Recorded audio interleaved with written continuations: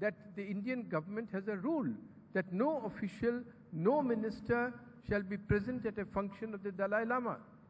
You should make sure that yes, Dalai Lama is our honored guest. We are befriending him. Similarly, in Xinjiang, these two together, these two provinces together are 40% of China's geographical area, 45%. They are facing real rebellions there.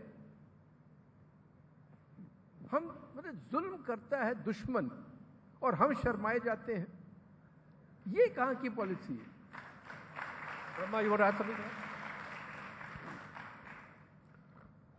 China is openly playing the Tibet card against India. Openly playing. The umpteen ways China plays the Tibetan card against India, the Tibet card against India, range from claiming the whole of Arunachal Pradesh and areas in Ladakh as being part of the Chinese annexed Tibet and thus being part of China. China has never, ever claimed any hand connection with Arunachal Pradesh or with any area in Ladakh or even with Aksai Chin. It's always the so-called historical ties between Tibet and these areas. So that's one way China plays the Tibet card. Another way it plays the Tibet card against India is by pressing India periodically to curb the activities of the Dalai Lama. A third way they're playing the Tibet card against India.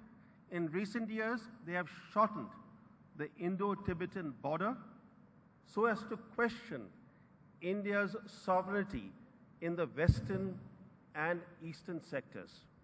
Now, these are just three of several examples I can cite how China is regularly using the Tibet card against India. What is India's response? Forget about India playing the Tibet card. The Indian leadership is too meek to even think about playing the Tibet card. But has any Indian Prime Minister, this one or his predecessors, even done the minimal thing of reminding politely the Chinese leadership that to resolve the India-China issues, China must address the core issue of Tibet by reaching out to the Tibetans and beginning a process of reconciliation and healing in Tibet. Even that we have shied away from. Even though we know that Tibet is at the heart of the Sino-Indian divide. For example, this frenetic dam building by China on rivers that are flowing to India is another example of how Tibet is very much at the core of the India-China divide. They're building dams now on each river flowing into India. For example, if you look at the official map of dams approved for construction, they have a cascade of 7 dams on the Arun River, which becomes the Koshi River in India, and is very important for downstream flows in the Ganges. And without those downstream flows, India will not be able to meet its treaty obligations vis-a-vis Bangladesh. It has also unveiled plans to build new dams on the Indus and the Satluj.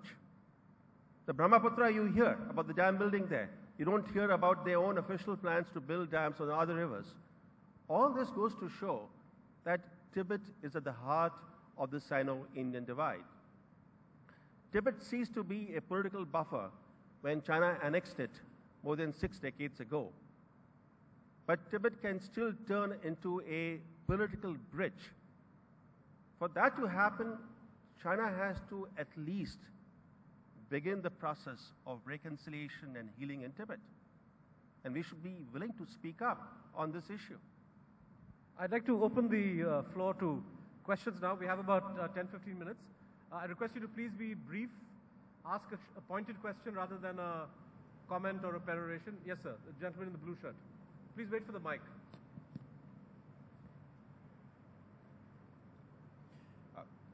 Just a question to Mr. Shurey and Mr. Chelani. One, you referred to the issue about the Chinese biding their time. Do you believe that our leadership and our political leadership and our MEA is doing a very good job of hiding our capacities, biding our time, nurturing the vengeance? That's one question. And the second, we talked about our immediate situation and the possible levers and the strength of China today. But would you like to talk about the strength of China 30 years from now at their current rate of growth? I mean, there'll be like 2 or 3 unfriendly Americas on the other side of the Himalayas, and where are we going to be? Mr. Shah. I said, actually, there is a whole chapter in this book on that. And one of the most ominous things, you know, it is really forgotten. In the 1980s, that's not long ago, in the 1980s, India's per capita income was higher than that of China. Today, they are 4 times ours. We are celebrating the fact that we are now $280 billion in our foreign exchange reserves. They are now $3 trillion. Imagine the leverage they have with that. $3,000 billion. So one is the gap that has already occurred. But I have shown by documenting the example I've taken is, for instance, the patents which they have won in high technology items and what the patents we are getting in India. The gap. We are a few thousand, they are a few 100,000. They are now more than Japan. They are only slightly less than the United States in the number of patents they are getting every year. That is strength for the future. Similarly, I've given figures there on what they are doing about higher education and what we are doing about higher education. These are the foundations for what will happen in the future. So you have to attend to those things. It's a very good Chinese phrase, comprehensive national strength, all along the line.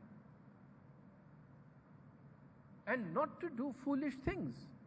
I can tell you without disclosing any great confidence, when I was looking after telecom, I talked to Mr. Brijesh Mishra, and a note was prepared saying that Chinese equipment will not be used in telecom infrastructure because there's a whole volumes upon volumes of Chinese writings of hitting the acupuncture points of another society. They say that this all-out war, taking forces across borders is an outdated concept. In 2 minutes, you should be able to disorient the other society by hitting. They give lists. It's air traffic control systems, it's railway traffic control systems, it's financial transactions, it's medical and financial records, because the more modernized an economy becomes, the more integrated it becomes, and therefore the more vulnerable it becomes. Therefore, we should start firewalling our infrastructure. This was the National Security Advisor's note. आप कहते हो UPA 2, मैं UPA 1 की बात बतलाता हूँ. This point came up again after the application of Huawei. Huawei is banned for infrastructure in the UK. It is banned in the United States because they put sleepers, which can be activated through satellites and then disrupt the whole system, communication system. First, my successor said, yes, that note will be adhered to. They met him in Chennai. 2 weeks later, the whole decision was reversed on file and they were allowed to put. So comprehensive national strength, alertness all along the line, these are necessary. And you see that chapter on patents and on higher education and see that for the future, we are ensuring that the gap, which is already 4 times, will become, as you said, 8 times. And then, you know, if I betray a confidence, मैं 2 चीजें आपको दलाई लामा की बात बतलाता हूँ. 20 years ago, he told me, why are you people so timid about China? It's not as strong as it looks.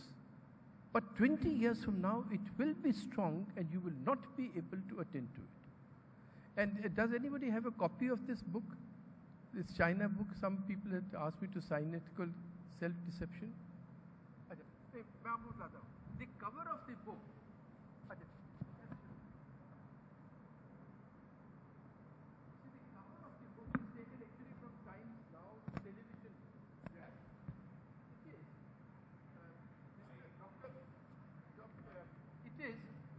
Dr. Manmohan Singh walking up to the Chinese president. Chinese president does not move 1 inch.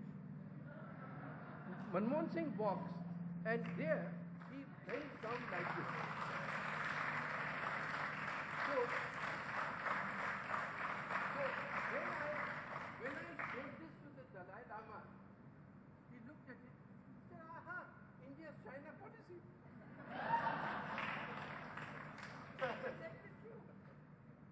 So remember, you see, at each time we are told, as Siddharth was just telling us, that do we have an option? Can we go to war?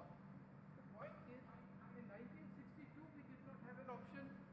Thereafter we did nothing. Therefore we don't have an option now. And if you don't do anything now, there will again not be an option 30 years from now.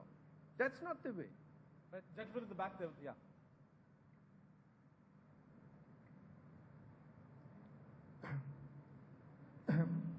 My question is little theoretical, or you may say a prophetic one. But do you think that in case Narendra Modi becomes Prime Minister, will be able to change any China policy?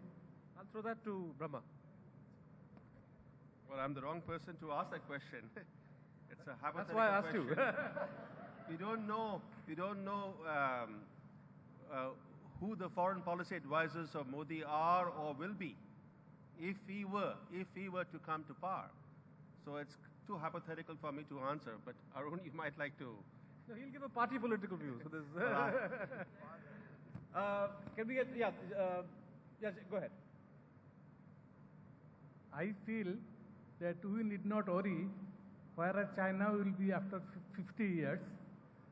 Even today, they are ruling the whole world economically. Okay. Am I correct? Okay, we'll take that as a comment. Yeah, this gentleman in the front. No, the lady in green. Yeah, go ahead. You mentioned the water problem quite a few times. So I was wondering, like, in the future, do you see a treaty happening between India and China? Like, you know, instead of war or instead of aggression, either China or India negotiating or initiating a treaty about sharing or allocating waters, like the Indus Treaty probably. Do you see that happening? Thank you. I would hope so. But the point is, and there are serious negotiations that have gone on from time to time, and actually it is China which has not let the negotiations proceed, because they have not allowed the first step to be taken, which is to exchange the maps which would establish the line of actual control.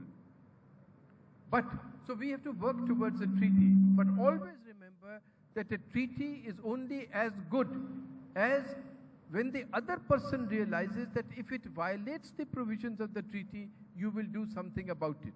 Otherwise, they can sign the treaty and do something else. On Tibet, after all, there was a treaty between India and China on Tibet, in which India conceded in the 1950s the rights, but there were many provisions in that about the autonomy of Tibet, the religious practices of Tibet.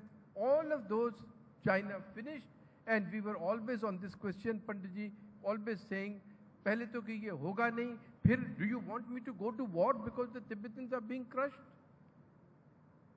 So can't go to war, therefore do nothing. Therefore now we are again saying the same thing. Brahma, you've done a lot of work on water. Can I just turn that question to you? Why is it that India has never attempted to reach out to the other lower riparians in South Asia, including Pakistan, who would be adversely affected by all of these Chinese projects? I mean, Indus and Satluj would be bad for Pakistan. Arun and the other, rivers that flow into Nepal and India would be bad for Nepal. Bangladesh would be adversely affected. So forget about the Mekong, reaching out to the Mekong Delta countries. We seem not even to have set up a joint South Asian front to deal with Chinese hydraulic pressure. What's the reason for that? Well, India has been slow to try and do something sub-regionally, but finally, India, Bangladesh, and Nepal have formed a trilateral basin-wide arrangement whereby they are opening a dialogue, discussing ways they can collaborate. They will be discussing their concerns about China's damming activities, etc. Pakistan, of course, is a special case, as you know. Pakistan is, along with North Korea, China only has two allies, Pakistan and North Korea. And North Korea is not much of an ally these days, so it's basically Pakistan now. But it's interesting to note that China has about 12 riparian neighbors, that is, countries which are located downstream to it. And all these countries are getting water from rivers that flow in the homelands of ethnic minorities that were annexed by communist China after 1949. That is, the Tibetan Plateau and Xinjiang. And these countries range from Vietnam to Afghanistan to Russia and Kazakhstan.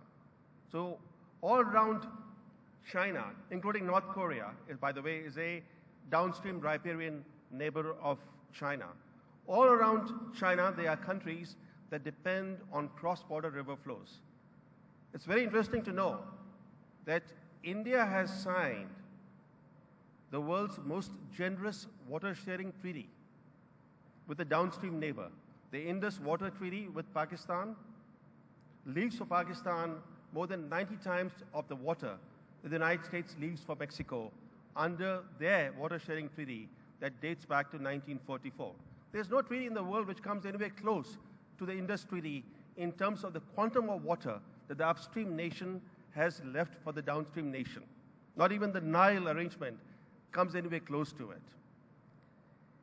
But on the opposite end of the spectrum is China, with 12 riparian neighbors, does not have a single water-sharing treaty or an arrangement or even an institutionalized cooperative mechanism with any downstream neighbor.